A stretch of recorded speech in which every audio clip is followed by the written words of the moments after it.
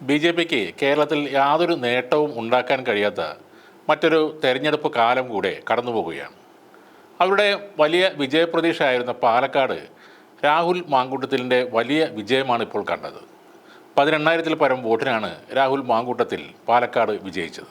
പിരായിരി പഞ്ചായത്തിൽ വോട്ടെണ്ണിയപ്പോഴാണ് രാഹുലിൻ്റെ ലീഡ് കുത്തനെ ഉയർന്നത്. ഇവിടെ മാത്രം 6,775 വോട്ട് കോൺഗ്രസ് നേടിയിരുന്നു. കെ സുരേന്ദ്രൻ്റെ കൃഷ്ണകുമാർ പാലക്കാട് നേടിയത് വെറും 39,243 വോട്ട് മാത്രമാണ്. മെട്രോമാൻ ശ്രീധരന് 2021-ൽ കിട്ടിയത് 50,220 വോട്ടുകളായിരുന്നു. 2016-ൽ ശോഭാ സുരേന്ദ്രൻ പിടിച്ചത് 40,076 വോട്ടായിരുന്നു. ബി ജെ പിക്കാർ തന്നെ ഈ പറയുന്ന കൃഷ്ണകുമാറിനെ തഴഞ്ഞു എന്നത് വേണം ഇവിടെ നിന്നും മനസ്സിലാക്കേണ്ടത്. പാലക്കാട് നഗരസഭയിൽ ബി ജെ പിയുടെ അടിവേര് UDF ഇളക്കിയെന്നാണ് സന്ദീപ് വാര്യർ പറയുന്നത്.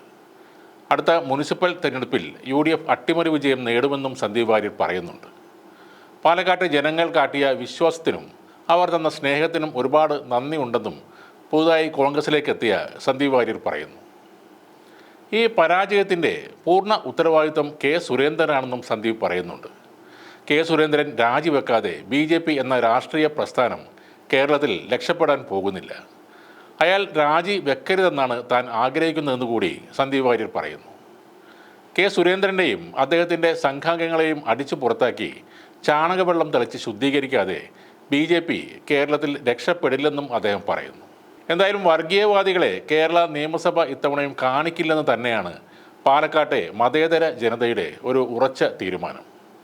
കൂടാതെ ഭരണവിരുദ്ധ വികാരം നിലനിൽക്കുന്നുവെന്ന് പറയുന്ന കേരളത്തിൽ ഉപതെരഞ്ഞെടുപ്പ് നടന്ന ചേലക്കര മണ്ഡലത്തിൽ LDFൻ്റെ ഭൂരിപക്ഷം 12,000 കടന്നിരിക്കുന്നു.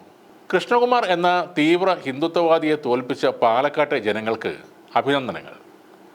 ഈ കൃഷ്ണകുമാറിനേക്കാൾ അപകടകാരിയായ മറ്റൊരു വർഗീയ വിദ്വേഷ പ്രചാരകൻ്റെ ഒപ്പം നിൽക്കുന്ന ഫോട്ടോയിട്ട് പിന്തുണ പ്രഖ്യാപിച്ച രമ്യ ഹരിദാസ് എന്ന മൃദു ഹിന്ദുത്വവാദിയെ വീണ്ടും വീണ്ടും തോൽപ്പിച്ചവർക്കും ഏറെ അഭിനന്ദനങ്ങൾ. സ്ഥാനം കിട്ടാത്തത് കൊണ്ട് മാത്രം മറുകണ്ഠം ചാടിയ ഡോക്ടർ സരിനും കേരളത്തിലെ വോട്ടർമാർ വ്യക്തമായ സന്ദേശം തന്നെയാണ് നൽകിയിരിക്കുന്നത്. തലേദിവസം വരെ സോഷ്യൽ മീഡിയയിൽ CPMനെ ക്രൂരമായി അവഹേളിച്ച ഒരാൾക്ക് അതെല്ലാം പെട്ടെന്ന് മറന്നുകൊണ്ട് സാധാരണക്കാർ വോട്ട് ചെയ്യില്ല എന്നത് തന്നെയാണ് സത്യം.